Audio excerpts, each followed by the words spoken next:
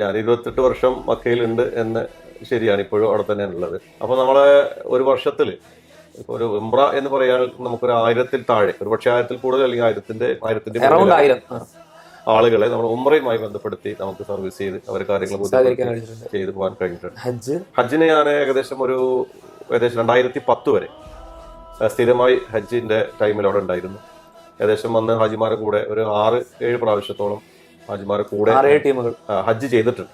പിന്നെ 2010 വരെ എല്ലാ ഹജ്ജ് സമയങ്ങളും മീന, അറഫ, മുസ്ദലിഫയിലും ഒക്കെ ഞാൻ അവരുടെ ഭക്ഷണവുമായി അവരുടെ ഹിദമയുമായി ഒക്കെ ബന്ധപ്പെട്ട് പോകാറുണ്ട്. ആദ്യമായി ഇയാൾ കാവയിലേക്കും ചെല്ലുമ്പോൾ അയാളുടെ ജീവിതത്തിലെ ഏറ്റവും വലിയ ഒരു സ്വപ്നം, ഒരാഗ്രഹം കണ്ണു തുറന്നിങ്ങനെ കാണും. ഈ മനുഷ്യന്റെ മനസ്സിൽ ഇതൊരു വലിയ ചിത്രമാണ്. പക്ഷെ ഇത് അങ്ങ് ചെന്ന് ആദ്യമായി അവന്റെ 2 കണ്ണുകൊണ്ട് നിറകണ്ണുകൾ കൊണ്ട് കാണുമ്പോൾ പെട്ടെന്ന് ചില ആളുകൾ ഡിപ്രഷൻ ഉണ്ടാവും. പലരും അങ്ങനെ ബോധം കെട്ട് വീഴുന്ന കാണാം. ബോധം കെട്ട് വീണ് അവിടുന്ന് പെട്ടെന്ന് വയലന്റ് ആവും. ചില ആളുകൾക്ക് അവരുടെ മനസ്സ് തന്നെ മാറി പല രൂപത്തിലേക്ക് എത്തും. ചിലർ ഭയങ്കര കരയും, ചില ആൾക്കാർ വേറെ ശബ്ദമുണ്ടാക്കും. അപ്പൊ ആ ഉമ്മ പോയ വഴി വലിയ കുന്നാണ് സഫ. മോള് കയറി നോക്കി, എവിടെയും ഒന്നും കാണാനില്ല. ബേജാറായി മറവേ കയറി നോക്കി, അങ്ങോട്ടും ഇങ്ങോട്ടും ഓടിയാണ്. ആ ഓട്ടത്തില് ചിലപ്പോൾ ഒരു പക്ഷേ ആ ഓട്ടത്തിൽ ഏതെങ്കിലും ഒക്കെ കല്ലിൽ തട്ടി വീണിട്ടുണ്ടാവാം, അല്ലെങ്കിൽ ഏതെങ്കിലും മല കയറി അവർ ഓടിയിട്ടുണ്ടാവും, അല്ലെങ്കിൽ അവരെ കാല് പൊട്ടിയിട്ടുണ്ടാവും. അതൊരു ഉമ്മയുടെ ബേജാറാണ്. അത് നമുക്ക് ആലോചിക്കാം. കാരണം ഇപ്പൊ നമ്മൾ യാതൊരു പൊടിയും പറ്റാതെ വളരെ സുന്ദരമായി നടക്കുകയാണ്. പക്ഷെ അന്ന് എവിടെയാ? അന്ന് ഈ 2 പർവ്വതം തന്നെ നല്ല ഹൈറ്റാണ്. അങ്ങനെ അങ്ങോട്ടും ഇങ്ങോട്ടും ഓടിച്ച് അവസാനം അവർ വിഷമിച്ച് നിൽക്കുമ്പോഴാണ് പടച്ചോന്റെ സഹായം കിട്ടുക. അപ്പൊ ഏതൊരു സഹായത്തിന്റെയും ബാക്കിൽ ഒരു അധ്വാനം വേണം. അധ്വാനത്തിന്റെ ഫലമാണ് ദിവസം. അതിൽ ഏറ്റവും പ്രധാനപ്പെട്ടത് പ്രവാചകൻ ജനിച്ചു എന്ന് പറയപ്പെടുന്ന ആ സ്ഥലത്ത് ഒരു ലൈബ്രറി ഉണ്ട്. ലൈബ്രറി പഴയതല്ല, പക്ഷെ ആ സ്ഥലത്താണ് ജനിച്ച വീട് ഇപ്പോൾ ലൈബ്രറിയാണ്. വീട് നിന്ന സ്ഥലത്ത് സംസം കിണർ ഇപ്പൊ കാണാൻ കഴിയുമെങ്കിൽ മുമ്പ് കണ്ടിരുന്നു. മക്കാം ഇബ്രാഹിമിന്റെ തൊട്ട് ഇടതുവശത്തായിട്ട് അവിടെ റൗണ്ട് ഉണ്ട്, അതിന് നേരെ താഴെയാണ്. ഞാനൊരു 18 കൊല്ലം മുമ്പൊക്കെ മുമ്പ് വന്ന ആളുകൾക്കൊക്കെ സംസം വെള്ളം 18 കൊല്ലം മുമ്പ് 18 കൊല്ലമായിട്ട് പറ്റൂല. ഇല്ല, ഒരു 18 കൊല്ലത്തിന് ശേഷം അല്ലാതെ കാണാൻ കഴിയിട്ടില്ല. സ്റ്റെപ്പ് ഇറങ്ങി താഴോട്ട് പോയാൽ അവിടുന്ന് വെള്ളം നമുക്ക് കിണർ കാണായിരുന്നു, വെള്ളം ടാപ്പിൽ കുടിക്കായിരുന്നു. അസ്സലാമു അലൈക്കും വറഹ്മത്തുള്ളാഹി. ഇന്ന് ഗസ്റ്റ് റൂമിൽ നമ്മളെ കൂടെ ഉള്ളത് ബഷീർ മാമാങ്കരയാണ്. ബഷീർക്കിനെ ഉംറക്കും ഹജ്ജിനൊക്കെ പോയ ഒരുപാട് ആളുകൾക്ക് പരിചയമുള്ളതാണ്. അദ്ദേഹം 28 വർഷത്തോളമായി മക്കയിൽ താമസിക്കുന്ന ആളാണ്. നമ്മുടെ നാട്ടിൽ നിന്ന് പോകുന്ന ഒരുപാട് ഉംറ ചെയ്യുന്ന ആളുകൾക്കും അതുപോലെ തന്നെ ഹജ്ജ് ചെയ്യുന്ന ആളുകൾക്കൊക്കെ അവിടെ വേണ്ട ഒരുപാട് സൗകര്യങ്ങളൊക്കെ ഒരുക്കി കൊടുക്കുന്ന, ഒരുപാട് നാളായി ആ ഒരു സേവനം നടത്തി വരുന്ന ആളുകളെ സ്ഥലങ്ങൾ കാണിച്ചു കൊടുക്കുന്നതിലാണെങ്കിലും ആരാധനാ കർമ്മങ്ങൾ നിർദ്ദേശങ്ങൾ കൊടുക്കുന്നതിലാണെങ്കിലൊക്കെ ഒരുപാട് ആളുകൾക്ക് 100 കണക്കിന് ഹാജിമാർക്ക് അത്തരത്തിലുള്ള സേവനങ്ങളൊക്കെ ചെയ്ത് കൊടുത്തിട്ടുള്ള ആളാണ് ബഷീർക്ക. ബഷീർക്ക നമ്മൾ ഈ ഒരു ഹജ്ജിൻ്റെയും പെരുന്നാളിൻ്റെയൊക്കെ ഈ ഒരു സമയത്ത് നമ്മളോട് ആ വിശേഷങ്ങളുമായിട്ട് ചേരുകയാണ്. ബഷീർക്ക, സ്വാഗതം ഗസ്റ്റ് റൂമിലേക്ക്. നമ്മൾ ഇവിടെ പറഞ്ഞതുപോലെ തന്നെ ബഷീർക്കയുടെ ഒരു സ്പെഷ്യാലിറ്റി, പ്രത്യേകത, അങ്ങനത്തെ ആളുകൾ വളരെ കുറവായിരിക്കും. ഒരുപാട് നാൾ മക്കയിൽ അല്ലെങ്കിൽ മദീനയിലും സൗദി അറേബ്യയിൽ നമ്മൾ ഇവിടുന്ന് സിയാറത്ത് ചെയ്യാനായി പോകണമെന്ന് ആഗ്രഹിക്കുന്ന സ്ഥലങ്ങളിൽ താമസിച്ച, അവിടെ ആളുകളെ കൊണ്ടുപോയി കാണിച്ച ഒരുപാട് ആളുകളുടെ അനുഭവങ്ങൾ അത്തരത്തിൽ അറിയുന്ന ഒരാളാണ്. അപ്പോൾ ആദ്യമായിട്ട് പെട്ടെന്ന് ഒരു മക്കയെ പറ്റി പറയാൻ പറഞ്ഞാൽ എന്താണ് ബഷീർക്ക് പറയാനുള്ളത്? മക്ക എന്ന് പറയുന്നത് നമ്മുടെ ഒരു വികാരമാണ്. ഒരു മുസ്ലിമായ ഒരാൾക്ക് ജനിച്ച ശേഷം അദ്ദേഹത്തിൻ്റെ ഇളം മനസ്സിലെ മുളപൊട്ടി വരുന്ന ഒരു സ്വപ്നമായിരിക്കാം, അല്ലെങ്കിൽ സ്വപ്നത്തിലെ ചിത്രമായിരിക്കാം കഅബയും പരിസരവും. അപ്പോൾ അതുകൊണ്ട് തന്നെ ഒരു പക്ഷേ അള്ളാഹുവിൻ്റെ വിധിയും അതുപോലെ സമയം സന്ദർഭവും ഒത്തു വന്നു കഴിഞ്ഞാൽ ഒരു വിശ്വാസിക്ക് വിശുദ്ധ കഅബാലയത്തിൽ വരിക എന്നുള്ളത് ജീവിതത്തിലെ ഏറ്റവും മറക്കാൻ കഴിയാത്ത അനുഭൂതിയായിരിക്കും. മക്ക എന്ന് പറയുമ്പോൾ നമുക്ക് മുസ്ലിം സമുദായത്തിനും ലോകത്ത് തന്നെ ഒരു ആശാകേന്ദ്രം, ഒരു ആസ്വാദന കേന്ദ്രം, ഒരു അഭയകേന്ദ്രം, അതുപോലെ ഒരു സംസ്കാരത്തിൻ്റെ, ഒരു നൂറിൻ്റെ, ഒരു പ്രകാശത്തിൻ്റെ തുടക്കം എന്നൊക്കെ നമുക്ക് പെട്ടെന്ന് നമ്മുടെ മനസ്സിലേക്ക് കടന്നു പോകും. ഒറ്റ വാക്കിൽ ആദ്യം നമ്മൾ കഅബയെ പറ്റി ഓർക്കുന്ന സമയത്ത് ഇപ്പോൾ ഈ ഒരു തരത്തിലാണ് സ്വാഭാവികമായിട്ടും മുസ്ലിം സമുദായം മുഴുവൻ കഅബയെ കാണുന്നത്, അല്ലെങ്കിൽ മക്കയെ കാണുന്ന ആ ഒരു പ്രദേശത്ത് മുഴുവൻ അങ്ങനെയാണ് കാണുന്നത്. ബഷീർ ഖാൻ എന്ന് പറഞ്ഞാൽ ഇതിനപ്പുറം പാഠങ്ങൾ അവിടെ നിന്ന് ഉൾക്കൊണ്ടാണ്. ഇപ്പോൾ 28 വർഷമായി എന്ന് പറഞ്ഞു. ഏകദേശം ഒരു ഏകദേശ കണക്കിൽ, വ്യക്തമായ കണക്ക് ഉണ്ടാവില്ലെന്നാണ് എനിക്ക് തോന്നുന്നത്, എത്ര ഉംറ ടീമിനെ അല്ലെങ്കിൽ എത്ര ആളുകളുടെ ഉംറയിൽ ബഷീർക്ക് ഭാഗമായിട്ടുണ്ടാവും? അതിപ്പോ അങ്ങനെ പറയുകയാണെങ്കിൽ കണക്കൂട്ടി കിട്ടാൻ കുറച്ച് പ്രയാസമുള്ള കാര്യമാണ് ഏകദേശം. എന്നാലും നമുക്ക് ഞാൻ 28 വർഷം മക്കയിലുണ്ട് എന്ന് ശരിയാണ്, ഇപ്പോഴും അവിടെ തന്നെയാണ് ഉള്ളത്. ഒരു 1-2 വർഷം ഞാൻ ഈ ഹജ്ജും ഉംറയുമായി ബന്ധപ്പെട്ട ഒരു ജോലി ചെയ്യാത്തുള്ളൂ. പിന്നെ അതൊരു ഏകദേശം ഒരു 10-26 വർഷവും ഇതുമായി ബന്ധപ്പെട്ട കാര്യങ്ങൾ തന്നെയാണ് ചെയ്യുന്നത്. അപ്പോൾ നമ്മളെ ഒരു വർഷത്തിൽ ഇപ്പോൾ ഒരു ഉംറ എന്ന് പറയാൻ നമുക്കൊരു 1000-ൽ താഴെ, ഒരു പക്ഷേ 1000-ൽ കൂടുതൽ അല്ലെങ്കിൽ 1000-ന്റെ ആളുകളെ നമ്മൾ ഉംറയുമായി ബന്ധപ്പെടുത്തി നമുക്ക് സർവീസ് ചെയ്ത് അവരെ കാര്യങ്ങൾ ചെയ്തു പോകാൻ കഴിഞ്ഞിട്ടുണ്ട്. ഹജ്ജിന് ഞാൻ ഏകദേശം 2010 വരെ സ്ഥിരമായി ഹജ്ജിന്റെ ടൈമിൽ അവിടെ ഉണ്ടായിരുന്നു. ഏകദേശം വന്ന് ഹാജിമാരെ കൂടെ ഒരു 6-7 പ്രാവശ്യത്തോളം ഹാജിമാരെ കൂടെ ഹജ്ജ് ചെയ്തിട്ടുണ്ട്. പിന്നെ 2010 വരെ എല്ലാ ഹജ്ജ് സമയങ്ങളും മീന, അറഫ, മുസ്ദലിഫയിലും ഒക്കെ ഞാൻ അവരെ ഭക്ഷണവുമായി അവരെ ഖിദ്മയുമായി ഒക്കെ ബന്ധപ്പെട്ട് പോകാറുണ്ട്. അപ്പോൾ ഒരു പരിധി വരെ അതിനുശേഷം ഈ കഴിഞ്ഞ കൊറോണ സമയത്താണ് പിന്നെ ഞാൻ മീന, അറഫ, മുസ്ദലിഫയിൽ ഹാജിമാരെ കൂടെ തന്നെ ഹജ്ജിനല്ലെങ്കിലും നമ്മൾ മറ്റ് സേവനങ്ങൾക്ക് ഏകദേശം ഒരു 26 വർഷവും അതിലൊരു കുറച്ച് വർഷങ്ങൾ കുറച്ചാൽ ബാക്കി സമയങ്ങളൊക്കെ അവിടെയുള്ള ആ ഹജ്ജ് സമയത്തുണ്ട സമയങ്ങളാണെങ്കിൽ എന്തായാലും ഹജ്ജുമായി ബന്ധപ്പെട്ട നമ്മൾ വണ്ടിയറായിട്ടോ അല്ലെങ്കിൽ ഹാജിയായിട്ടോ ഉണ്ടാവുന്നതാണ്. അപ്പൊ ഇത്രയും ആളുകളുടെ, ഞാൻ ചോദിക്കുന്ന കാരണം വെച്ചാൽ ഇത്രയും ആളുകളുടെ ഹജ്ജിലൂടെയും ഉംറയിലൂടെയും കടന്നുപോയ അത്രയും കാലം, 26 വർഷം എന്ന് പറയുമ്പോൾ എൻ്റെ പ്രായത്തിനേക്കാൾ കൂടുതൽ കാലം, ഞാൻ ജനിച്ചിട്ട് ഈ ദുനിയാവിൽ ജീവിച്ചതിനേക്കാൾ കൂടുതൽ കാലം ബഷീർക്ക് അവിടെ ഈ ഒരു കാര്യവുമായി ബന്ധപ്പെട്ട് ചെയ്തിട്ടുണ്ട്. അപ്പം അത്രയും എക്സ്പീരിയൻസുകൾ അതിൽ കിടക്കുന്നുണ്ട്. അപ്പം ഈ ഒരു എക്സ്പീരിയൻസിലൊരു ബഷീർക്ക് എങ്ങനെയാണ് ഒരു മക്കയെ ഒരാൾക്ക് എങ്ങനെയാണ് ഇൻട്രൊഡ്യൂസ് ചെയ്യുക, മക്കയുടെ ഒരു ആത്മാവിനെ എങ്ങനെയാണ് പറഞ്ഞു കൊടുക്കുക? മക്ക എന്ന് പറയുന്നത് നമ്മളൊരു വികാരമാണ്, നമ്മൾ നേരത്തെ സംസാരിച്ചു. പിന്നെ ലോകത്ത് അള്ളാഹുവിനെ മാത്രം വിളിച്ച് പ്രാർത്ഥിക്കാനായി ഉണ്ടാക്കിയ ഒരു ഗേഹം. അതുപോലെ അത് പ്രഖ്യാപിച്ചത് തന്നെ ഒരു അമ്നായിട്ടാണ്, നിർഭയ കേന്ദ്രമായി പ്രഖ്യാപിച്ചു. ലോകത്തുള്ള എല്ലാ വിശ്വാസികളോടും കൊല്ലത്തിൽ ഒരിക്കൽ ഹജ്ജിനോ അല്ലെങ്കിൽ ഉംറയ്ക്കോ വേണ്ടി വരാൻ വേണ്ടി കൽപ്പന ഉണ്ടാവുകയും ആളുകൾ വരികയും ചെയ്തു. നമുക്ക് ഒരു ചുഴി ഉദാഹരണമായിട്ട് എടുക്കാം. അതൊരു ഒരു സമുദ്രത്തിൽ രൂപപ്പെടുന്ന ഒരു ചുഴി അല്ലെങ്കിൽ ഒരു പുഴയിലുള്ള ഒരു ചുഴി. അതിങ്ങനെ റൗണ്ട് ചെയ്ത് ഒരുപാട് സാധനങ്ങൾ, അതിന് ചുറ്റിലുള്ള സാധനങ്ങളെല്ലാം കറങ്ങി ഒന്ന് അവസാനം ഈ ചുഴിയിലേക്ക് പോകുന്ന ഒരു ചിത്രം. അതുപോലെ ലോകം മുഴുവൻ മുസ്ലിങ്ങൾ ഇതിൻ്റെ റൗണ്ടിൽ ഇങ്ങനെ കറങ്ങി അവസാനം അവർ എത്തിപ്പെടുന്നത് ഈ വിശുദ്ധ കഅബാലയത്തിൻ്റെ അടുത്താണ്. അപ്പോൾ ലോകത്തിലെ എല്ലാ ആളുകളുടെയും, മുസ്ലിങ്ങളായ ഒരു മനുഷ്യൻ്റെയും മനസ്സ് ആകർഷിക്കപ്പെടുകയും അവരുടെ തേട്ടവും ശരിക്ക് ഈ മക്കയാണ്. അപ്പോൾ മക്കയിൽ ഒരാൾ എത്തിപ്പെട്ട് കഴിഞ്ഞാൽ ആ മക്ക, കഅബ, അതിൻ്റെ പരിസരം അവൻക്കതൊരു ആസ്വാദന കേന്ദ്രമായി മാറണം.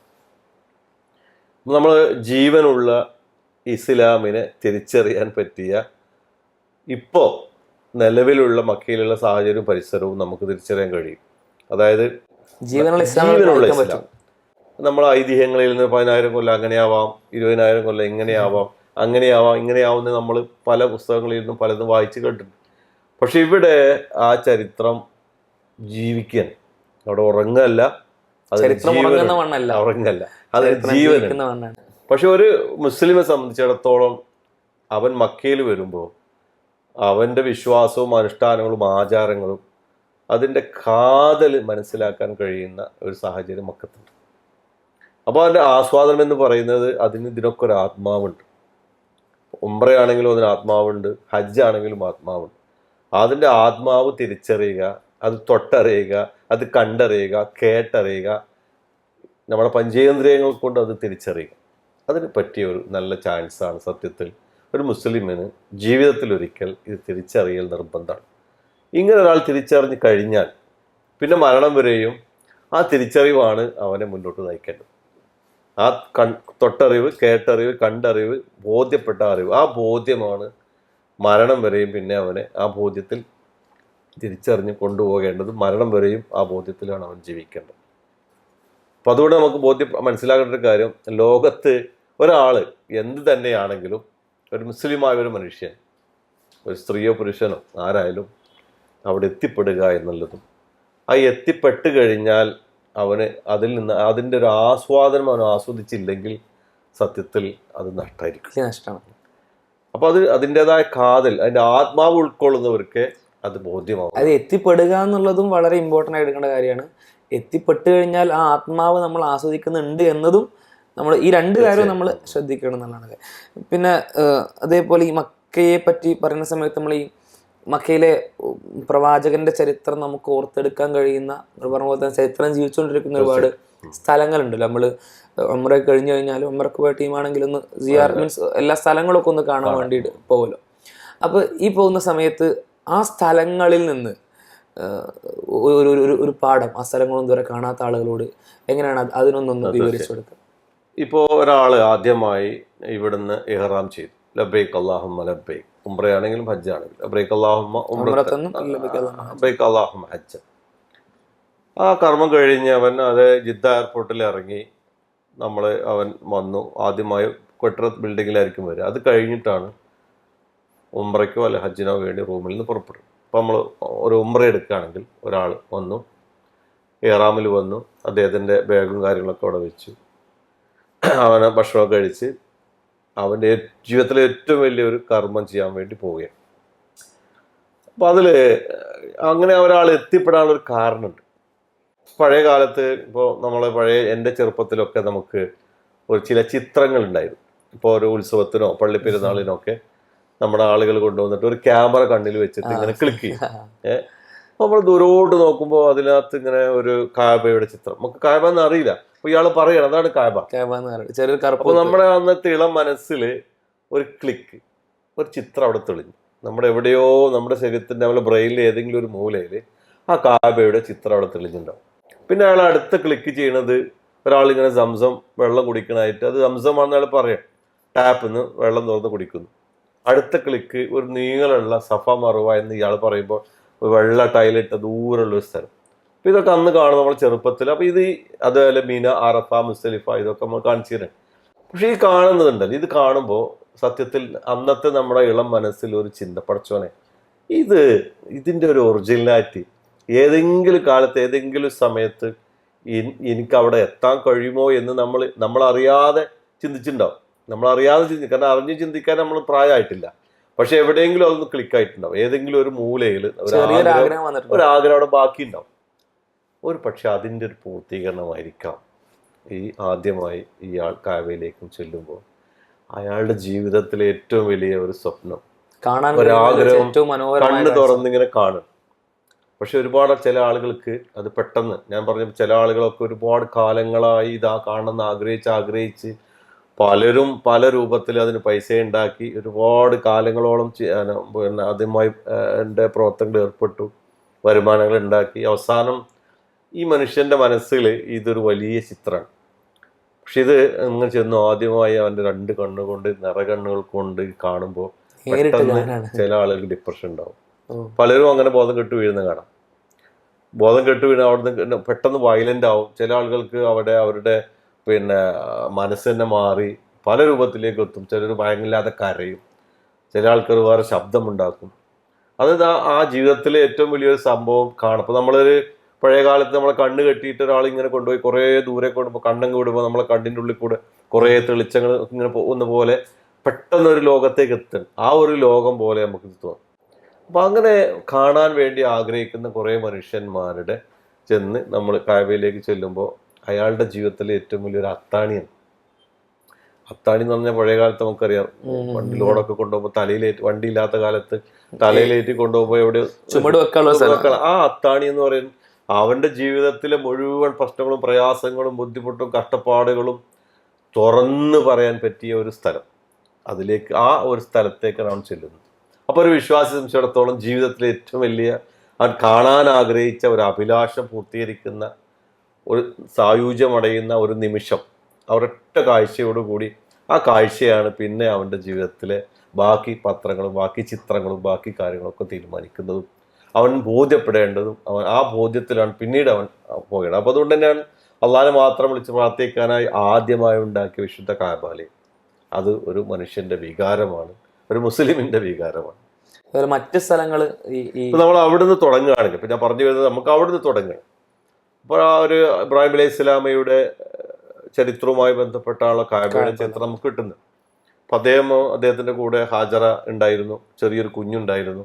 പഴയ കാലത്തെ കഅബ എന്നൊക്കെ പറഞ്ഞാൽ ആ സ്ഥലം ചരിത്രം അറിയപ്പെടുന്നത് വലിയ പർവ്വതങ്ങൾ ചുറ്റപ്പെട്ട സ്ഥലമാണ്. അതിൻ്റെ നടുക്ക് ചെറിയൊരു റൗണ്ട് പോലെ ഒരു പൊട്ട ഉണ്ടായിരുന്നു. അവിടെയാണ് ഇവർ വന്ന് നിൽക്കുന്നത്. അപ്പോൾ ഇവരെ അവിടെ ആരോരുമില്ലാത്ത അയൽവാസി വെള്ള വെളിച്ചമോ ഒട്ട വിറകൊന്നുമില്ലാത്ത ഒരു വിജനമായ മരുഭൂമിയല്ല, പക്ഷെ ഒരു മല പ്രദേശമായി. ഇപ്പം ചരിത്രം പറയുന്ന അവിടെ നിന്ന് ഒരാൾ ശബ്ദം ഉണ്ടാക്കിയാൽ ആ മലയുടെ എല്ലാ മലകളിലും തട്ടിയിട്ട് ആ ശബ്ദം ഇങ്ങനെ അലയൊലിച്ച് മണിക്കൂറുകളോളം ഇങ്ങനെ നിലനിൽക്കുന്നു. അങ്ങോട്ട് പോയി ശബ്ദം തട്ടി മെല്ലെ മെല്ലെ ഇല്ലാതാവുന്നു. അപ്പൊ നമ്മൾ എക്കോ പോലെ അങ്ങനത്തെ വലിയൊരു പർവ്വതത്തിന്റെ താഴെയാണ് ഇവർ. പിന്നീട് അവിടെ നിന്നാണ് അദ്ദേഹം ഹാജറ വെള്ളം അന്വേഷിച്ചു പോവുകയും സംസം. ഇപ്പൊ സംസത്തെ കുറിച്ച് നമുക്ക് പറയുന്നത് ചരിത്രം സഫ മറുവ.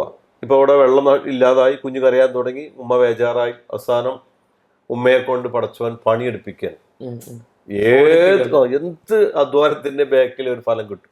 അപ്പൊ ആ ഉമ്മ പോയ വഴി വലിയ കുന്നാണ് സഫ. മോള് കയറി നോക്കി, എവിടെയും ഒന്നും കാണാനില്ല. ബേജാറായി മറുവെ കയറി നോക്കി, അങ്ങോട്ടും ഇങ്ങോട്ടും ഓടിയവർ. ആ ഓട്ടത്തിൽ ചിലപ്പോൾ ഒരു പക്ഷേ ആ ഓട്ടത്തിൽ ഏതെങ്കിലുമൊക്കെ കല്ലിൽ തട്ടി വീണിട്ടുണ്ടാവാം, അല്ലെങ്കിൽ ഏതെങ്കിലും മല കയറി അവർ ഓടിയിട്ടുണ്ടാവും, അല്ലെങ്കിൽ അവരെ കാല് പൊട്ടിയിട്ടുണ്ടാവും. അതൊരു ഉമ്മയുടെ ബേജാറാണ്. അത് നമുക്ക് ആലോചിക്കാം. കാരണം ഇപ്പൊ നമ്മൾ യാതൊരു പൊടിയും പറ്റാതെ വളരെ സുന്ദരമായി ടൈലും മാർബിളിലൂടെ നടക്കുകയാണ് ദേശീയ. പക്ഷെ അന്ന് എവിടെയാ? അന്ന് ഈ രണ്ട് പർവ്വതം തന്നെ നല്ല ഹൈറ്റാണ്. അങ്ങനെ അങ്ങോട്ടും ഇങ്ങോട്ടും ഓടിച്ച് അവസാനം അവർ വിഷമിച്ച് നിൽക്കുമ്പോഴാണ് പടച്ചോന്റെ സഹായം കിട്ടുക. അപ്പൊ ഏതൊരു സഹായത്തിന്റെയും ബാക്കിൽ ഒരു അധ്വാനം വേണം. ആ അധ്വാനത്തിന്റെ ഫലമാണ് സംസം. ഓടി വന്ന് പറഞ്ഞ വാക്കാണ് സംസം, ഇങ്ങനെ ഒഴുകുകയെന്ന്. ആ സംസം സത്യത്തിൽ ആണ് മക്കയുടെ തുടക്കം. മക്കയുടെ തെളിച്ചവും വെളിച്ചവും ഇന്ന് കാണുന്ന മക്കയൊക്കെ അതിന്റെ തുടക്കം സംസം. അനുഗ്രഹീത ഭൂമി നമുക്കറിയാം. കാരണം ആ സംസം ഒരു ഏതൊരു സംസ്കാരത്തിന്റെയും, ഇപ്പൊ നമുക്കറിയാം സിന്ധു നദി സംസ്കാരം നമ്മൾ വളരെ പഠിച്ചതാണ്. ഏത് സംസ്കാരത്തിന്റെയും ഉത്ഭവം ഒരു ജലമാണ്, ഒരു വെള്ളമാണ്. ഏത് രാജ്യത്തിന്റെ അഭിവൃദ്ധി തീരുമാനിക്കുന്ന വെള്ളം. അതുപോലെ തന്നെയാണ് ഈ സംസം. ഇതാണ് സത്യത്തിൽ അവിടെ ജനങ്ങൾ ഉണ്ടാകാനുള്ള കാരണം. യമനിൽ നിന്നൊരു സംഘം വന്നു, അവര് എങ്ങനെയോ ഇവിടെ എത്തിപ്പെട്ടു. അപ്പോൾ ഒരു കുഞ്ഞും ഉമ്മയും തനിച്ചിരിക്കുന്നു. അത് ആ ഗോത്രത്തിന്റെ പേരാണ് ജുർഹും ഗോത്രം. ആ ജുർഹും ഗോത്രം ഇവിടെ എത്തി ഇവരോട് ചോദിച്ചു, ഞങ്ങൾ നിങ്ങളെ കൂടട്ടെ. ഭയങ്കര സന്തോഷമായി. ആയിക്കോട്ടെ എന്ന് പറഞ്ഞു. ഇവരാണ് ആ സമയത്ത് കിണറിന്റെ മുതലാളികൾ. അവർ പറഞ്ഞു, ഈ വെള്ളം നിങ്ങൾക്ക് ഉപയോഗിക്കാം, പക്ഷെ ഇതിന്റെ ഉടമസ്ഥ ഞാനായിരിക്കും എന്ന് പറഞ്ഞു. ആദ്യത്തെ ജനസംഖ്യ ഉണ്ടാവുകയാണ്, ആദ്യത്തെ അയൽവാസി ഉണ്ടാകുകയാണ്. അവരിൽ നിന്നാണ് ഇസ്മായിൽ നബി അലൈഹി സ്വലാം കല്യാണം കഴിക്കുകയും പിന്നെ അറബികളുടെ തുടക്കം. അങ്ങനെയാണ് ചരിത്രം പറയുന്നത്. പിന്നീട് നമ്മൾ സന്ദർശിക്കുന്നത് സത്യത്തിൽ പിന്നെ നമുക്ക് ബോധ്യമാകേണ്ടത് ഈ ഹാജരയുടെ ചരിത്രത്തിൽ നമുക്ക് ബോധ്യമാകേണ്ട ഏറ്റവും വലിയൊരു പാഠം ഇബ്രാഹിം അലൈഹി ഇസ്ലാമയോട് ഹാജറ പറഞ്ഞൊരു വർത്തമാനമാണ്. കാരണം എന്ന് വെച്ചാൽ ഇന്ന് ലോകത്ത് നഷ്ടപ്പെട്ടുകൊണ്ടിരിക്കുന്ന വലിയൊരു അവസ്ഥാന്തരത്തിൻ്റെ നമുക്ക് കാണുന്ന ദയനീയ ചിത്രം. ഇബ്രാഹിം അലൈഹി ഇസ്ലാം പോവുകയാണ്, ഈ ഉമ്മയും കുഞ്ഞിനെ ഇട്ടേച്ച്. ഇബ്രാഹിം അലൈഹി ഇസ്ലാമയുടെ ഹാജറ ചോദിക്കുന്നുണ്ട്, ഞങ്ങൾ ഇട്ടേച്ച് പോവുകയാണോ? 3-4 പ്രാവശ്യം ചോദിച്ചു. പക്ഷെ ആ സങ്കടം കൊണ്ടൊന്നും അദ്ദേഹം ഒന്നും മിണ്ടിയില്ല. അവസാനം ഹാജറോട് ചോദ്യം ചോദിച്ചു, അല്ല ഇബ്രാഹിം, പടച്ചോ പറഞ്ഞിട്ടാണോ നിങ്ങൾ ഈ പോകുന്നത്? അപ്പോഴാണ് ഇബ്രാഹിം അലൈഹി ഇസ്ലാം തിരിഞ്ഞു നിന്നുകൊണ്ട് പറഞ്ഞ്, ഹാജറ, ഞാൻ അള്ള പറഞ്ഞിട്ടാണ് പോകുന്നത്. അപ്പൊ ഹാജർ പറഞ്ഞ മറുപടിയാണ് നമുക്കില്ല എന്നൊന്നും. ആ മറുപടിയാണ് സത്യത്തിൽ മക്ക. പടച്ചവൻ പറഞ്ഞിട്ടാണ് നിങ്ങൾ പോകുന്നതെങ്കിൽ നിങ്ങൾ ധൈര്യമായിട്ട് പോയിക്കോളി, ആ അള്ളാഹു ഞാൻ തവക്കുൽ ചെയ്തിരിക്കുന്നു. ആളിച്ചു നോക്കണം. ഇതാണ് ഇന്ന് നഷ്ടപ്പെട്ടത്. നമുക്കറിയാം, ഇന്ന് ഏറ്റവും ഒരു പെണ്ണിനെ സംബന്ധിച്ചിടത്തോളം ഏറ്റവും വലിയ പ്രതിസന്ധിയാണ്. ആളും അയൽവാസികളും ഒന്നുമില്ലാത്ത, വെള്ളം വെളിച്ച വിറകൊന്നുമില്ലാത്ത വിജനമായ ഒരു സ്ഥലത്ത് ഒരു കുഞ്ഞും ഉമ്മയും തനിച്ച് നിൽക്കാം. പക്ഷെ ആ ധൈര്യം അള്ളാഹ് കാൾക്കുമെന്നുള്ളതാണ്.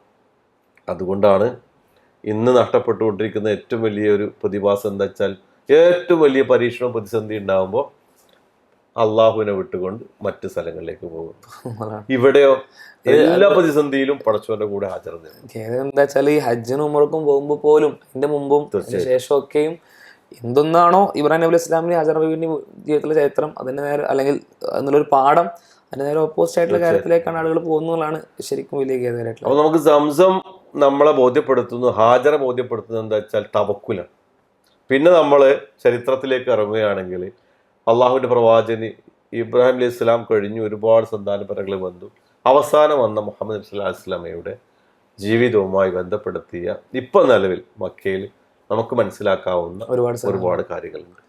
അതിലേറ്റവും പ്രധാനപ്പെട്ടത് പ്രവാചകൻ ജനിച്ചു എന്ന് പറയപ്പെടുന്ന ആ സ്ഥലത്ത് ഒരു ലൈബ്രറി ഉണ്ട്. ലൈബ്രറി പഴയതല്ല, പക്ഷെ ആ സ്ഥലത്തായിരുന്നു ജനിച്ച വീട് ഇപ്പൊ ലൈബ്രറിയാണ്.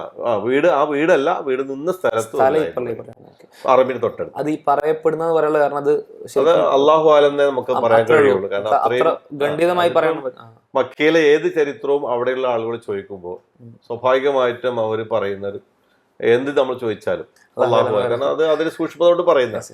പിന്നെ പ്രവാചകന്റെ ജന്മസ്ഥലം എന്ന് പറയുമ്പോൾ നുബുവത്തിന് 40 കൊല്ലം മുന്നേ ആയതുകൊണ്ടുകൂടി നമുക്ക് ആധികാരികത ഒരു അല്ല അതിങ്ങനെ പറഞ്ഞു വരുന്നു. പക്ഷെ ഏതായാലും അവിടെ തന്നെ ആയിരുന്നു ഖുറൈശികളും ഗോത്രങ്ങളും എല്ലാം സഫ മർവയുടെ ബാക്ക് സൈഡിലായിരുന്നു എല്ലാവരും. അവിടെ 2 സ്ഥലം നമ്മുടെ മനസ്സിലേക്ക് ഓടി വരേണ്ടത്. ആ 2 സ്ഥലം എന്ന് പറയുന്നത് അതിൽ ആദ്യത്തേതാണ് ജബൽ അബൂ ഖുബൈസ് മല. അവിടെ നിന്നാണ് ഈ ലാ ഇലാഹ ഇല്ലല്ലാഹ് എടുത്തു തുടക്കം. പക്ഷെ ആദ്യത്തെ നിഷേധം അവിടെ നിന്നാണ്. അതായത് മറ്റേ പ്രവാചകൻ കുടുംബത്തിനെ വിളിച്ചുകൂട്ടി, എല്ലാവരും വിളിച്ചുകൂട്ടി. നമ്മള് അതിന്റെ തുടക്കം ജബൽ നൂറിൽ നിന്ന് അത് തിരിച്ച് നമുക്ക് അവിടെ എത്താം. അപ്പൊ അവിടുന്ന് തുടങ്ങി നബി സല്ലല്ലാഹു അലൈഹി വസല്ലമ അവിടുന്ന് ആളുകളെ വിളിച്ചു കൂട്ടി. ആദ്യത്തെ നിഷേധം അവിടുന്നാണ്. പക്ഷെ ആ മാല നമ്മളോട് പറയുന്ന ഒരു കാര്യം, എൻ്റെ മടിത്തട്ടിൽ ഇരുന്നുകൊണ്ടാണ് നിങ്ങൾക്ക് നിങ്ങളുടെ പ്രവാചകൻ ലാ ഇലാഹ ഇല്ലല്ലാഹ് പറഞ്ഞു തന്നത്. ഞാനാണതിന് സാക്ഷി. ആ ജബൽ അബൂ ഖുബൈസ് മല പറയുന്നു, ഞാൻ അതിന് സാക്ഷിയാണ്. പക്ഷെ നമ്മളോട് സംസാരിക്കുന്നുണ്ട്. നമ്മൾ കേൾക്കാതെ കേൾക്കുന്ന കുറേ ശബ്ദങ്ങൾ മക്കയിലുണ്ട്. നമ്മൾ കാണാതെ കാണുന്ന കുറേ കാഴ്ചകൾ മക്കയിലുണ്ട്. നമ്മൾ അറിയാതെ ചിന്തിച്ചു പോകുന്ന കുറേ ചിന്തകൾ മക്കയിലുണ്ട്. ഇതെല്ലാം കൂടി രൂപം പ്രാപിക്കുമ്പോഴാണ് നമ്മളൊരു യഥാർത്ഥ ചരിത്രാന്വേഷിയും ഒരു ചരിത്രത്തിൻ്റെ കൂടെ ജീവിക്കുന്ന ഒരാളും ഒരു ബോധ്യം നമുക്ക് വരുന്നത്. ഒരു മക്കയിലേക്ക് പോയി ഒരു പൂർണ്ണമായ മുസ്ലിം ആകുന്ന അപ്പോഴാണ് ശരിക്കും. തീർച്ചയായിട്ടും. അപ്പോൾ അവിടുന്ന് തുടങ്ങിയ നിഷേധം പ്രവാചകൻ സങ്കടമായി, പ്രശ്നങ്ങളായി, ഭയങ്കര പ്രതിസന്ധിയായി. പക്ഷെ അള്ളാഹ് പ്രവാചകനെ അവിടെ ആസ്വദിപ്പിച്ചു, ആശ്വസിപ്പിച്ചു. സാരല്ല മുഹമ്മദെ, താങ്കൾ നിഷേധിച്ച അയാൾ, അതാണ് തബ്ബത്ത് യദാ അബീ ലഹബിൽ ആയത്ത് അവിടെ നിന്ന് ഇറങ്ങി. പക്ഷെ പ്രവാചകന് ഒരുപാട് സങ്കടം വന്നു കേട്ടോ. സങ്കടം സഹിക്ക വയ്യാതെ വന്നപ്പോൾ അള്ളാഹ് ആശ്വസിപ്പിച്ചു. പിന്നീട് നബി സല്ലല്ലാഹു അലൈഹി വസല്ലം പോകുന്നത് ഒരു ചെറിയ കുടിലേക്കാണ്. അത് നമ്മുടെ ഹറമിൽ നിന്ന്, മക്കയിൽ നിന്ന് അജിയാദ് ക്ലോക്ക് ടവറിന് തൊട്ടിപ്പുറത്തായിട്ട് ഒരു അർക്കം എന്ന് പറയുന്ന ഒരു പാവപ്പെട്ട ഒരു കർഷകന്റെ, ഒരു സാധുവിന്റെ ഒരു കുടിയിൽ, ഇങ്ങനെ കുനിഞ്ഞു കയറാൻ പറ്റിയ കുടിയിൽ അവിടെ പോയിരിക്കും. അവിടേക്ക് മെല്ലെ മെല്ലെ ആളുകൾ വരും. അവിടെ നിന്നാണ് ഈ വെളിച്ചം ഇങ്ങനെ സ്പ്രെഡ് ആവുന്നത്. ദാറുൽ അർക്കം എന്ന് പറയുന്ന വീട്. ദാറുൽ അർക്കം. പക്ഷെ അതിലൊരു അത്ഭുതമുണ്ട്. ഈ ദാറുൽ അർക്കമിലേക്ക് വരുന്നത് ആരാ? മക്കയിലുണ്ടായിരുന്ന വളരെ പാവപ്പെട്ട മനുഷ്യന്മാർ, ആരും അറിയപ്പെടാത്ത, ആരും ശ്രദ്ധിക്കാത്ത വളരെ പാവപ്പെട്ട ആളുകൾ മെല്ലെ മെല്ലെ ആദ്യമായി കടന്നു വരിക. അപ്പോൾ അവർ ഈ അരണ്ട വെളിച്ചത്തിൽ വെച്ചിട്ട് ഖുർആൻ്റെ ആയത്തുകൾ കേൾക്കുന്നു. പക്ഷെ അവർ പുറത്തു പോയിട്ട് പരസ്യമായിട്ട് പറയുന്നില്ല. വേറൊരാൾ ചെവിയിൽ പോയി സ്വകാര്യം പറയുക. ആ സമയത്തുണ്ടാകുന്ന ഒരു വേറൊരാൾ പറയാൻ വയ്യ. പക്ഷെ ഇതൊരു അത്ഭുതമാണ്. കാരണം എന്താ വെച്ചാൽ ഈ നൂറ് എല്ലാവർക്കും കിട്ടൂല. അള്ളാഹ് വിചാരിക്കുന്നവർക്കേ കിട്ടുള്ളൂ. നൂറ് കിട്ടും, പക്ഷെ അതിന് അസിൽ കിട്ടണം. ഉദാഹരണം ഞാൻ പറഞ്ഞുതരാം. നമ്മുടെ കായബ തുറന്നിട്ട് ആ കായബൻ്റെ ഉള്ളിൽ കയറി 2 റക്അത്ത് നിസ്കരിച്ചോ 4 or 2 നിസ്കരിച്ച് കേരളത്തിൽ നിന്ന് പോയ ആൾ കേരളത്തിലേക്ക് തിരിച്ചു വന്നിട്ടും ആ കായബയിൽ കയറി അതിന്റെ ലോകത്തിന് ഇതിന്റെ അപ്പുറത്തേക്ക് പോകാൻ വേറെ സ്ഥലമല്ല. അതിനുള്ളിൽ കയറി. പക്ഷെ ആ വെളിച്ചമയക്ക് അതിന്റെ അസിൽ കിട്ടിയില്ല. നാട്ടിൽ വന്നിട്ടും പൊടിക്കച്ചവടമായിട്ട് കോടികൾ ഉണ്ടാക്കും, ബിസിനസ്. പക്ഷെ അവിടെ എന്തുകൊണ്ട് അസിൽ കിട്ടുന്നില്ല? അതിന് അള്ളാഹ് തന്നെ തീരുമാനിക്കണം.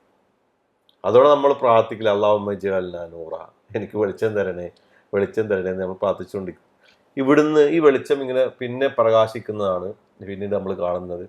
മെല്ലെ മെല്ലെ മെല്ലെ മക്ക മുഴുവൻ സ്പ്രെഡായി, മെല്ലെ മെല്ലെ ആളുകൾ കൂടി വന്നു, ഉപദ്രവിക്കാൻ തുടങ്ങി, പ്രശ്നങ്ങളായി, പ്രതിസന്ധികളായി, നാട്ടിൽ ജീവിക്കാൻ കഴിയാതായി. പിന്നെ 2 പർവ്വതമാണ് നമ്മൾ പിന്നീട് ചരിത്രം നമ്മൾ കഅബന്റെ 4 പുറമുള്ള പ്രധാന സ്ഥലങ്ങൾ. കഅബയുടെ 4 പുറത്തില് തൊട്ടടുത്ത് ഇപ്പൊ മക്കയിൽ അവര് ബഹിഷ്കരണം ഏർപ്പെടുത്തിയ ഒരു മലയുണ്ട്. അത് ആ മല നമ്മളോട് പറയുന്ന കുറെ ചരിത്രം. ഒരു വിശ്വാസി അതിന്റെ അടുത്ത് പോയി നിൽക്കുമ്പോൾ നമ്മൾ മാടി വിളിക്കുകയാണ് മല. എന്നിട്ട് പറയാണ്, നോക്കുവേ, ഞാൻ നിങ്ങൾക്ക് കുറച്ച് കാര്യങ്ങൾ പറഞ്ഞു തരാം. നിങ്ങളുടെ പ്രവാചകൻ ആദ്യം നമ്മൾ ചോദിക്കും, നിങ്ങൾ ഭക്ഷണം കഴിച്ചോ ചോദിക്കും. ആ പർവ്വതം, ഞങ്ങൾ ഭക്ഷണം കഴിച്ചു. എന്നാൽ നിങ്ങളുടെ പ്രവാചകൻ ഉണ്ടല്ലോ, എൻ്റെ മടിത്തട്ടിലാണ് പട്ടിണി കിടന്നത്. ഒരു നേരത്തെ ആഹാരം പോലും കഴിക്കാനില്ലാതെ എൻ്റെ പ്രവാചകൻ പട്ടിണി കിടന്നിട്ടുണ്ട്. ചെടികളുടെ ഇലകൾ പോലും ഭക്ഷിക്കേണ്ടി വന്നു. നമ്മളെ പറഞ്ഞ് ബോധ്യപ്പെടുത്തുന്നുണ്ട്. അവിടെ നബി സല്ലല്ലാഹു അലൈഹി വസല്ലമയുടെ കൂടെ നബിയുടെ പ്രിയ ഭാര്യ ഉണ്ടായിരുന്നു. എന്നിട്ട് ഇവർ ചരിത്രം പറയുന്നത്, പ്രവാചകൻ ഇവർ കൊണ്ടുപോയ ഭക്ഷണം കഴിഞ്ഞു. ഹസാൻ അവര് ചെരുപ്പിന്റെ വാറ് വെള്ളത്തിലിട്ട് കുതിർത്ത് കഴിച്ചു. കാരണം അത് ഒട്ടകങ്ങളുടെ ആട്ടിയൊക്കെ തോലുണ്ടാക്കിയാണല്ലോ. അതും കഴിഞ്ഞു. പിന്നെയും വിശപ്പ് ബാക്കി. അങ്ങനെയാണ് പച്ചിലകൾ ഭക്ഷിച്ചു എന്ന് ചരിത്രം പറയും. അതിൽ പ്രവാചകന് ഇവർ തെരഞ്ഞു നടന്നു കൊടുത്ത കുറച്ച് തളിര് ഇലയാണ്. അതൊരു അത്ഭുതമാണ്. എവിടെ നിന്നൊക്കെ പാറി പറന്ന് വന്ന പൊടി പറ്റിപ്പിടിച്ച് ഈ പാറയുടെ ഇടയിലുണ്ടായ തളിര് ഇലകൾ നോക്കി പ്രവാചകൻ ഭക്ഷിക്കാൻ കൊടുത്തു എന്ന് ചരിത്രം രേഖപ്പെടുത്തുന്നു. അവരുടെ കാഷ്ടിച്ചോ കാടുമാടുകൾ കാഷ്ടിച്ച പോലെയായിരുന്നു എന്നാണ്. അത് നബി സല്ലല്ലാഹു അലൈഹി വസല്ലമ അനുയായികളൊക്കെ പറ്റി വലിയൊരു ദുരന്തമായിരുന്നു ആ പട്ടിണി. ആ മാല നമ്മളോട് പറയാണ്, നിങ്ങൾ ഭക്ഷണം കഴിച്ചോ ചോദിക്കുമ്പോൾ നമ്മൾ കഴിച്ചു എന്ന് പറയുമ്പോൾ നമുക്കൊരു സന്ദേശം തരുന്നത്, നിങ്ങളുടെ പ്രവാചകൻ എൻ്റെ മടിത്തട്ടിൽ കിടന്നിട്ട് ഞാനാണ് ഭക്ഷിപ്പിച്ചത്, പക്ഷെ എനിക്കൊന്നും കൊടുക്കാനുണ്ടായില്ല, എനിക്ക് ഇലകൾ മാത്രമേ ഉണ്ടായുള്ളൂ. ഞാൻ അങ്ങനെ നിങ്ങളുടെ പ്രവാചകനെ ഭക്ഷിപ്പിച്ചിട്ടുണ്ട് എന്ന് ജബൽ അബി ത്വാലിബ് മല നമ്മളോട് പറയും. ഈ ഷൈബ് അബി ത്വാലിബ് പോണ സമയത്ത് ശരിക്കും പ്രവാചകന്റെ ആ ഒരു 1-2 വർഷത്തിലുണ്ടായ വലിയ പ്രയാസം ശരിക്കും നമ്മൾ അറിയുന്നതാണ് ജീവിതത്തിൽ. അത് ഒരു കരാറ് വെള്ളവും വെളിച്ചം ഉറങ്ങൊന്നും കൊടുക്കരുതാണ് മുസ്ലിങ്ങളെല്ലാം കൂടി അങ്ങോട്ട് പോയത്. മുസ്ലിങ്ങളും പിന്നെ മുസ്ലിങ്ങളല്ലാത്ത പ്രവാചകന്റെ കുടുംബക്കാരും കൂടി ഉണ്ട്.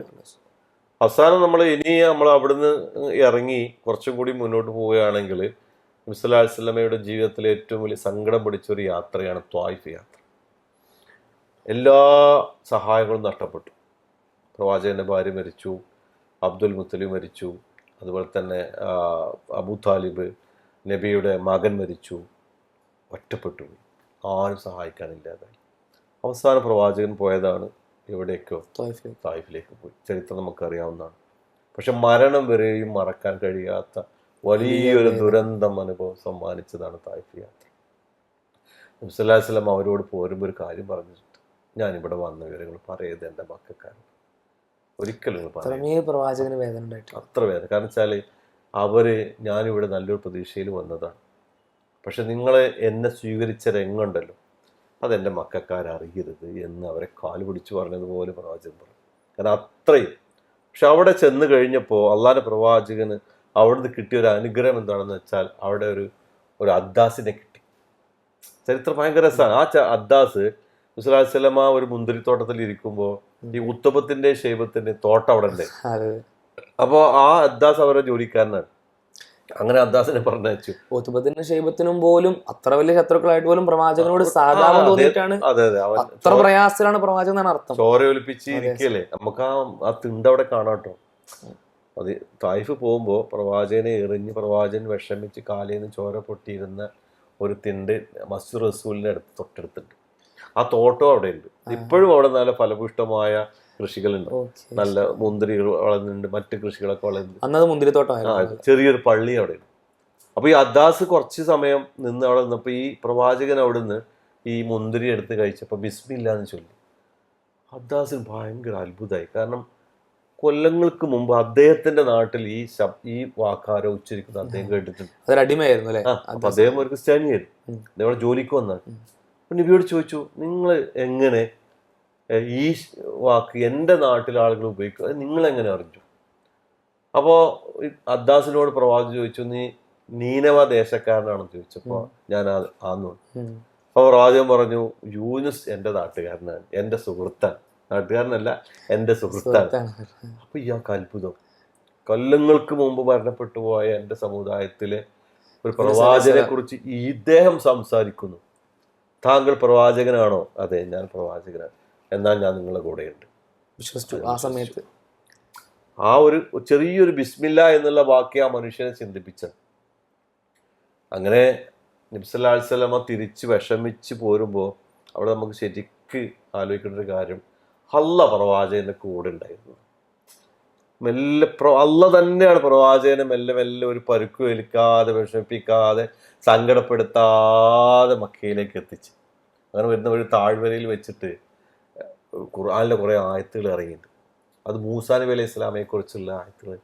അവിടെ നിന്നാണ് നമ്മൾ ജിന്ന് സമുദായം ഈ ആയത്തുകൾ കേൾക്കുന്നത്. അവരാലോചിച്ചു, ഇത് പണ്ട് നൂറ്റാണ്ടുകൾക്ക് മുമ്പ് മൂസാ നബി അലൈഹി ഇസ്ലാമയുടെ വർത്തമാനം ഈ പ്രവാചകൻ പറയുന്നല്ലോ, ഇതൊരു അത്ഭുതമാണല്ലോ, ഇത് അള്ളാഹുവിന്റെ കലാം. അപ്പൊ അവരെ സമുദായത്തിൽ പോയി അത്ഭുതകരമായി സംസാരിച്ചു എന്ന് വിശുദ്ധ ഖുർആനിൽ തന്നെയുണ്ട്. അങ്ങനെ മക്കയിലെത്തി. വീണ്ടും പ്രവാചകൻ മക്കയിലേക്ക് വരാൻ പറ്റില്ല. മക്കയിൽ നിന്ന് ഒരാൾ ഓടിപ്പോയാൽ മക്കയിലേക്ക് പ്രവേശിക്കാൻ പാടില്ല. ഒരു സംരക്ഷണം ആരെങ്കിലും കൊടുക്കണം. പിന്നെ ആരെങ്കിലും ഒരാൾ അങ്ങനെയാണ് ജബൽ നൂറിൽ പിന്നെയും കയറിയിരുന്നു. അവിടെ എല്ലാ ആളാണ് പിന്നെ പ്രവാചകനെ മക്കയിലേക്ക് എത്തിച്ചത്.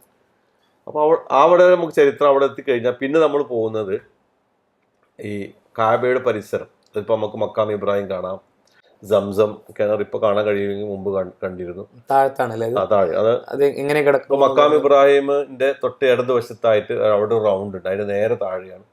ഞാനൊരു 18 കൊല്ലം മുമ്പൊക്കെ മുമ്പ് വന്ന ആളുകൾക്കൊക്കെ സംസം വെള്ളം 18 കൊല്ലം മുമ്പ്. 18 കൊല്ലമായിട്ട് പറ്റൂല. ഇല്ല, ഒരു 18 കൊല്ലത്തിന് ശേഷം വല്ലാതെ കാണാൻ കഴിഞ്ഞിട്ടില്ല. സ്റ്റെപ്പ് ഇറങ്ങി താഴോട്ട് പോയാൽ അവിടുന്ന് വെള്ളം നമുക്ക് കിണർ കാണായിരുന്നു, വെള്ളം ടാപ്പിൽ കുടിക്കായിരുന്നു. പക്ഷെ പ്രധാന ഒരു കാര്യം വെച്ചാൽ അവിടെയും ഒരു വിശ്വാസം വൈകല്യമുണ്ട്. തൊട്ടിപ്പുറത്ത് കാഴ്ചയുണ്ട്, പക്ഷെ ആൾക്കാർ സംസം കിണറ്റിലേക്ക് തിരിഞ്ഞ് നിസ്കരിക്കുന്നുണ്ട്. അന്നങ്ങനെയായിരുന്നു. ഇത് സത്യത്തിൽ മക്കയിലുള്ള വലിയൊരു വിഷമം പിടിച്ചൊരു കാര്യമാണ്. എവിടെയും നിസ്കാരം, ഇത് എവിടെയാണോ നിസ്കരിക്കുന്നത്, ആർക്കാണോ, എന്തിനാണോ, എത്രയാണോ, ആരാണ് പറഞ്ഞൊന്നുമില്ല. അപ്പൊ എവിടെയും നിസ്കരിക്കുക എന്നുള്ളതാണ്. എന്തിന്? അത് ഞാനിപ്പോ പോയ സമയത്ത് ശരിക്കും ഞാനങ്ങനെ ഒരു പ്രോപ്പർ ടീമിൻ്റെ ഒപ്പം അല്ല പോയെന്നുള്ളത് കൊണ്ട് പല സൈഡിലേക്കും പല ആളുകളുടെയും കൂടെയാണ് പോയത്. അപ്പോൾ നിങ്ങൾ പറഞ്ഞ പോലെ തന്നെ ഇപ്പോൾ ഒരു സിയാറത്തിനൊക്കെ ഒരു ടാക്സി ഡ്രൈവറൊക്കെ നമ്മൾ എത്തിക്കണമെങ്കിൽ പറയും, എല്ലായിടത്തും പറയും ഇവിടെ 2 നിസ്കാരം കേട്ടോ, 4 നിസ്കാരം കേട്ടോ, അവിടെ കേട്ടോ. ശരിക്കും പ്രവാചകൻ അപ്പുറമൊന്നുമല്ല, ഒരു പരിധിക്ക് വലിയ രീതിയിൽ വിദ്യാർത്ഥികൾ ഇത്തരത്തിൽ പ്രത്യേകിച്ച് മക്കയിലെത്തുമ്പോൾ നമ്മൾ നല്ലോണം ശ്രദ്ധിക്കേണ്ട ഒരു കാര്യമാണ്. ഇനി നമുക്ക് ചരിത്രത്തിലൂടെ പോവുകയാണെങ്കിൽ ഈ സംസം കിണർ കഴിഞ്ഞു, അത് ഇപ്പം നമുക്ക് കാണാൻ കഴിയില്ലെങ്കിലും ആളുകൾ അവിടെ ഒരു പ്രത്യേകം. പിന്നെ നമുക്ക് മക്കായും ഇബ്രാഹിം അതവിടെ പിടിച്ച് മേത്ത് നോക്കി, അതിൽ ഇബ്രാഹിം ഇസ്ലാമിന്റെ കാൽപാദം ഉണ്ട്, അത് മേത്ത് ധരിക്കുന്നു. കാബയുടെ 4 ചുമരുകൾ പിടിക്കുന്നു, കില്ലേ പിടിക്കുന്നു, അതെല്ലാം കൂടി കെട്ടിപ്പിടിച്ചു. പിന്നെ നമുക്ക് മുത്താം എന്ന് പറഞ്ഞ് പ്രവാചകൻ അനുവാദം നൽകിയത് അജൽ അസ്വദ് മാത്രമാണ്. ബാക്കിയുള്ളിടത്ത് കൈകൊണ്ട് തടവുന്നതിന് കുഴപ്പമില്ല, ഒക്കുല്യമാനി. പക്ഷെ ഇവിടെയൊക്കെയുള്ള ഒരു പ്രശ്നം എന്താ വെച്ചാൽ, ഇവിടെയൊക്കെ നമുക്ക് റുക്കുല്യമാനി കൈകൊണ്ട് തടവലും ഹജർ അസ്വദ് മുത്തലും, മുത്തിയിട്ടില്ലെങ്കിൽ കൈകൊണ്ട് അഭിവാദം ചെയ്താൽ ഇത് മാത്രമാണ് കഅബയിൽ നിന്ന് പുണ്യം എടുക്കേണ്ടതായിട്ടുള്ള കാര്യം. പിന്നെ ആ മുൽത്തസിം അവിടെ കൈ 2 പേർ പാദം വെച്ച് കൈയിന്റെ ഇത് വെച്ച് പ്രാർത്ഥിച്ചാൽ പ്രത്യേകിച്ച് ഉത്തരം കിട്ടുന്ന സ്ഥലം കൂടിയാണ്. പക്ഷെ അതിന് ശേഷം ഇവിടെയൊക്കെ കാണുന്ന ഒരു പ്രതിഭാസം എന്താ വെച്ചാൽ, ഈ കായബ തന്നെയാണ് പടച്ചോനെന്നുള്ള അതങ്ങോട്ട് മുറുകി പിടിച്ചിട്ട് അതിന്ന് എന്തെങ്കിലുമൊക്കെ ആവാഹിച്ചെടുത്ത് കൊണ്ടുപോകുക എന്നുള്ള ഒരു ആവേശം, പ്രത്യേകിച്ച് അജറുൽ അസ്വദ്. അത് നമുക്ക് കാണേണ്ട ഒരു വിരോധാഭാസം എന്താ വെച്ചാൽ, സലാം വീട്ടാൻ ഒഴിവില്ല. ഒരു വശത്തേക്ക് സലാം വീട്ടി 2ാമത്തെ വശത്തേക്ക് സലാം വീട്ടുന്നതിന് മുമ്പ് ചാടി ആളുകൾ മുത്താൻ വേണ്ടി പോകും. മസ്ജിദ് ഹറമിൽ നിസ്കരിക്കുമ്പോൾ നിസ്കാരത്തിലുണ്ട്. അപ്പൊ നിസ്കാരത്തിൽ ശ്രേഷ്ഠതയോ പ്രത്യേകതയൊന്നും ആൾക്കാർ അപ്പൊ ഇങ്ങനെ നിസ്കാരത്തിന്റെ പവിത്രത ഒന്നും അവിടെ വിഷയമല്ല, ഇവിടെ ഓടിയത് മുത്ത എന്നുള്ളതാണ് ഏറ്റവും പ്രധാനം. അപ്പൊ ഒരു എവിടെയാണോ വൈകല്യമുള്ളത് അവിടെ ആളുകൾ കൂടുതലുണ്ട്.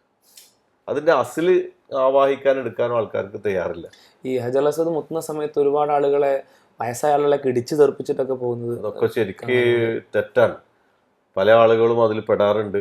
അത് പല ആൾക്കാരും അതിന്റെ പല ശ്വാസം മുട്ടിയിട്ട് ആൾക്കാർ പ്രയാസം ഉണ്ടാകുന്നുണ്ട്. പിന്നെ അത് സത്യത്തിൽ അതിനത്ര ഉള്ളൂ എന്ന് വിശ്വസിച്ചാൽ മതി. മുത്താൻ കഴിഞ്ഞാൽ അവർക്ക് ഇത് ഇവിടെ നമസ്കരിക്കുന്നതിന് ആവേശം ഉണ്ടാവില്ല. ഒരു ജമാഅത്ത് നിസ്കരിച്ചാൽ നമുക്ക് ഒരു 260 വർഷം ജീവിച്ച കൂലിയാണ് പണ്ഡിതന്മാർ കണക്കാക്കിയിട്ടുള്ളത്. ആ ജമാഅത്ത് നിസ്കാരം കളഞ്ഞിട്ടാണ് ഇതുപോലെയുള്ള എക്സ്ട്രാ ഫിറ്റിങ്സിൽ തേടി ആൾക്കാർ പോകുന്നത്. അത് ജബൽ നൂറിൽ പോയി നിസ്കരിക്കുക, ജബൽ സൗറിൽ പോയി നിസ്കരിക്കുക, അതുപോലെ തന്നെ ജബൽ റാഹമയിൽ പോയി നിസ്കരിക്കുക, സഫ മറുവേൻ്റെ മുകളിൽ കയറി നിസ്കരിക്കുക, സഫയിലും മറുവയിലും ഒക്കെ. ഇവിടെയൊക്കെ നിസ്കാരം, അവിടെയൊക്കെ തൊടുക, ഒന്ന് മേത്ത് വെക്കുക, അല്ലെങ്കിൽ ഒന്ന് മുത്തം കൊടുക്കുക. സഫ മറുവ ആർമിന്റെ വരുന്നതിന്റെ ആണ്. പക്ഷെ സഫയും മറുവയും അവിടെ സൈ ചെയ്യുമ്പോൾ നിസ്കരിക്കാം, അല്ലാതെ നിസ്കരിക്കാം. ആ ജമാഅത്താണ് നിസ്കരിക്കാം. പിന്നെ അതുപോലെ ഇനി നമ്മൾ അവിടുന്ന് പുറത്തേക്ക് പോവുകയാണെങ്കിൽ നമുക്ക് കാണാനുള്ളത് പിന്നെ നബി സല്ലല്ലാഹു അലൈഹി വസല്ലമയുടെ ചരിത്രവുമായി ബന്ധപ്പെട്ട് പ്രവാചകൻ എന്നെ അഭയം നൽകിയ ഒരു ഗുഹ, അതാണ് ജബൽ സൗർ. അതിനു മുമ്പ് ഈ ഇഖ്റ ഇറങ്ങിയ ഒരു സ്ഥലമാണ്. ഒരു മനുഷ്യൻ്റെ ജീവിതത്തിലെ കാണേണ്ട സ്ഥലം തന്നെയാണ് ജബൽ നൂർ. മക്കയിലെ ഏറ്റവും വലിയൊരു പർവ്വതം. 200 മീറ്റർ ഉയരത്തിലാണ് ആ ഗുഹ ഉള്ളത്. ഭൂമിയിൽ നിന്ന് 200 മീറ്റർ ഉയരത്തിൽ. അത്രയും ഹൈറ്റിൽ അവിടെ 40 വയസ്സായപ്പോൾ തീർത്തും പ്രവാചകൻ മക്കയിൽ നിന്ന് ഒറ്റപ്പെട്ടു. നബി സല്ലല്ലാഹു അലൈഹി വസല്ലമയ്ക്ക് ചെറുപ്പം മുതലേ ഇത്തരം ആചാരങ്ങളോട് അനുഷ്ഠാനങ്ങളൊക്കെ ഒരു വെറുപ്പുണ്ടായിരുന്നു. ഒരു പക്ഷേ അള്ളാഹു എന്നെ പ്രവാചകനെ തട്ടിമാറ്റി ഇങ്ങനെ കൊണ്ടുവന്നു, ഇതൊന്നും കാണിക്കാതെ ഒരു പ്രത്യേക പരിഗണന കൊടുത്ത് ഒരു സ്റ്റേജിലെത്തി, ഒരു പാകതയായ ഒരു സമയത്തിയപ്പോൾ നബി സല്ലല്ലാഹു അലൈഹി വസല്ലമയ്ക്ക് എന്നെ തോന്നി തീർത്തും ഒറ്റക്കെട്ടിക്കണം. അങ്ങനെയാണ് ജബൽ നൂറിൻ്റെ മുകളിൽ പോയത്. പഴയ കാലത്ത് സ്റ്റെപ്പ് കയറിയിട്ട് വേണം പോകാൻ. നമ്മൾ മുട്ടുംകാല് പൊന്നിച്ചാൽ മൂക്കയിൽ മുട്ടും, അത്ര സ്റ്റെപ്പ് കയറിയിട്ടാണ് അതിൻ്റെ മുകളിൽ. അപ്പോൾ അവിടെ ഇരിക്കാനുള്ള ഒരു കാരണമുണ്ട്. ഒന്ന്, അതിൻ്റെ ഇടയിലൂടെ നോക്കിയാൽ കാബ കാണാമായിരുന്നു. കാബ ഭയങ്കര ഇഷ്ടമായി. ഇപ്പൊ അവിടെ കുറെ ബിൽഡിങ്ങുകൾ വന്നതോടുകൂടി ആ ഒരു മറഞ്ഞ് ഇങ്ങനെ പോയിട്ടുണ്ട്. പക്ഷെ നബിക്ക് കാബ ഭയങ്കര ഇഷ്ടമായിരുന്നു. പ്രവാചകൻ അന്വേഷിച്ച് ആര് വന്നാലും കാബയുടെ ഭാഗത്തുണ്ടെന്ന് പറയും. അപ്പൊ നബി അവിടെ വെച്ചിട്ടാണ്, അവിടെ നിന്നാണ് കാണാം. അപ്പൊ അത് ഇവിടെ ഇരുന്നാലും കാബ കാണാം. പക്ഷെ കാബ കാണുന്നു. അപ്പൊ അവിടേക്കാണ് മാലാഖ വരുന്നത്. ജിബ്രീൽ അലൈഹി ഇസ്ലാം വരികയും നബി സല്ലല്ലാഹു അലൈഹി വസല്ലമയെ കെട്ടിപ്പിടിക്കുകയും അതൊക്കെ നമുക്ക് അറിയുന്ന ചരിത്രമാണ്. പക്ഷെ അവിടുന്ന് ആ സംഭവവുമായി അദ്ദേഹം വീട്ടിലേക്ക് പോകുമ്പോഴാണ് ഖദീജയുടെ പ്രസക്തി നമുക്ക് ബോധ്യം. കാരണം ഖദീജ റളിയല്ലാഹു അൻഹു പ്രവാചകന് ഒരല്പം വയസ്സ് വ്യത്യാസമേ ഉള്ളൂ. 40-75 എന്ന് പറയല്ല, നമുക്കൊരു കുറച്ച് വ്യത്യാസത്തിലുണ്ട്. എന്നാൽ നബിയെക്കാട്ടിൽ കുറച്ച് വയസ്സ് കൂടുതലുണ്ട്.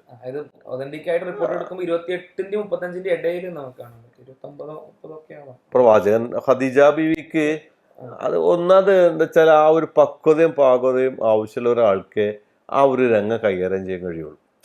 അതിനാണ് അള്ളാന്റെ ഒരു തീരുമാനം. എനിക്ക് തോന്നുന്നത് വെച്ചാൽ ഖദീജ അല്ലാതെ ഒരാളായിരുന്നുവെങ്കിൽ ഒരു പക്ഷേ പ്രവാചകന്റെ ധൈര്യമൊക്കെ അവിടെ തന്നെ ചോർന്നു.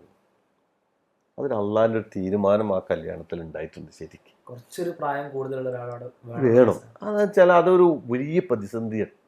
ഒരു ഭർത്താവിനെ സംബന്ധിച്ചിടത്തോളം സമ്മിലൂനി ഖദീജ, എന്നെ പതപ്പിക്കുക എന്ന് പറഞ്ഞ് വീട്ടിലേക്ക് ഇങ്ങനെ ഓടി വരുമ്പോൾ രാത്രി വന്ന് വാതിൽ മുട്ടിയിട്ട് വേടിച്ചു വരക്കുന്ന ഒരാളെ കാണുമ്പോൾ സ്വാഭാവികമായും ഒരു സ്ത്രീ എന്നുള്ള നിലയ്ക്ക് ആദ്യം ബോധം കിട്ടുക ചിലപ്പോൾ അവരായിരിക്കും.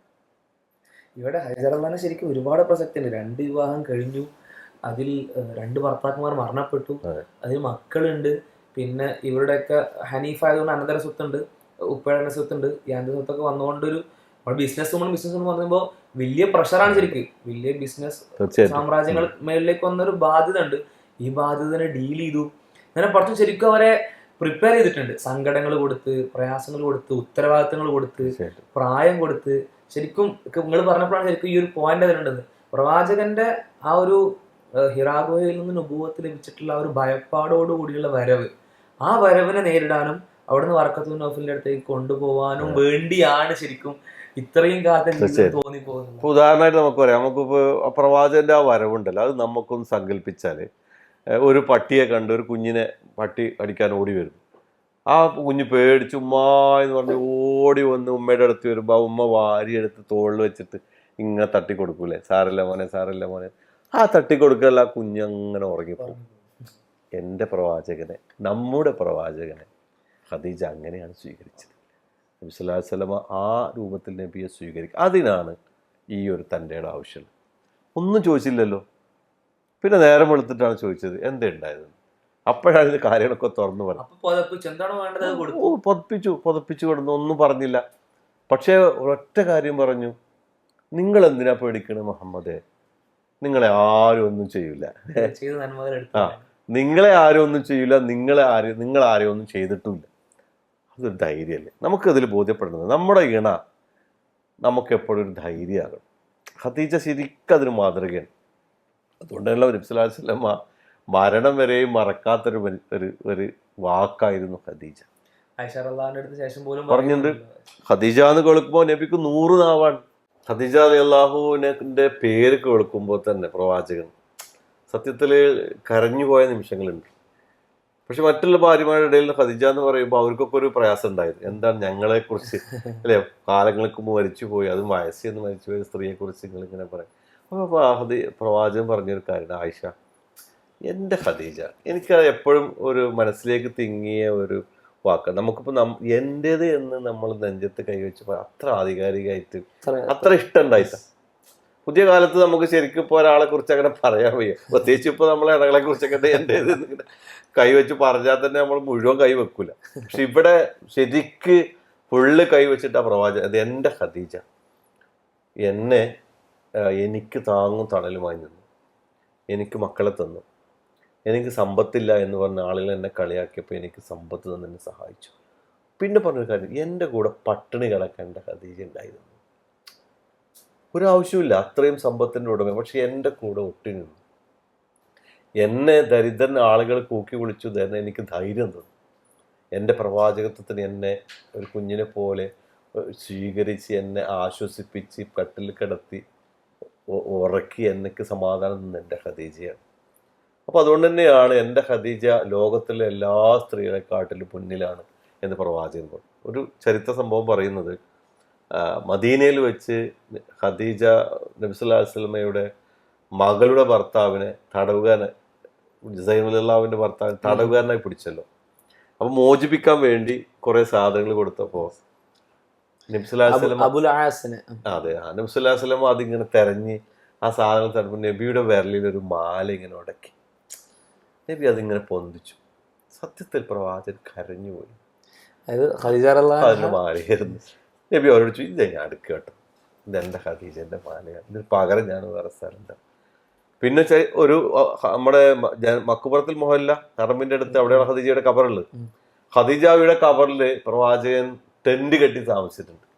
ഉംറയ്ക്ക് വരുമ്പോൾ ഖദീജ ഓർക്കാൻ വേണ്ടി അവിടെ താമസിച്ച് ടെന്റ് കെട്ടി അവിടെ താമസിച്ചിട്ടാണ് ഉംറയ്ക്ക് വേണ്ടി പോയി ചരിത്രം രേഖപ്പെടുത്തിയിട്ടുണ്ട്. അത്രയും ഇഷ്ടമായിരുന്നു. അത് ആണ് സത്യത്തിൽ നമുക്ക് കിട്ടേണ്ട ഏറ്റവും വലിയ ഒരു മാതൃകയും നമുക്ക് തന്ന വലിയ സന്ദേശം. ഒരു ഒരാദർശ പ്രസ്ഥാനത്തിൻ്റെ കൂടെ ഭർത്താവ് ഒരു ആദർശത്തിലാണ്. ഏതാദർശം സത്യമാണെന്ന് എനിക്ക് ബോധ്യമായാൽ ഞാൻ അതിൻ്റെ കൂടെ നിൽക്കും. അതാണ് ഒരു നൽകേണ്ട പ്രചോദനവും താങ്ങും തണലും. ഇവിടെ നമുക്ക് കാണാവുന്നത് ഭാര്യ വേറൊരു രൂപത്തിലേക്ക് പോകുന്നു, ഭർത്താവ് വേറെ രൂപത്തിലേക്ക് പോകുന്നു. ആ മക്കളുടെ കാര്യം നിങ്ങൾ ആലോചിച്ച് നോക്കി. ഒരു കുടുംബ ജീവിതത്തിൻ്റെ ഭദ്രതയും സമാധാനവും ഒക്കെ സത്യത്തിൽ ഒരു ആദർശ ഐക്യത്തിലാണ്. ആദർശ ഐക്യമാണ് ഖദീജയും പ്രവാചകനും തമ്മിൽ നമുക്ക് ബോധ്യപ്പെടുന്നത്. പിന്നീട് പ്രവാചകൻ പ്രവാചകനായി അവിടെയും നമ്മളെ തോൽപ്പിച്ചു.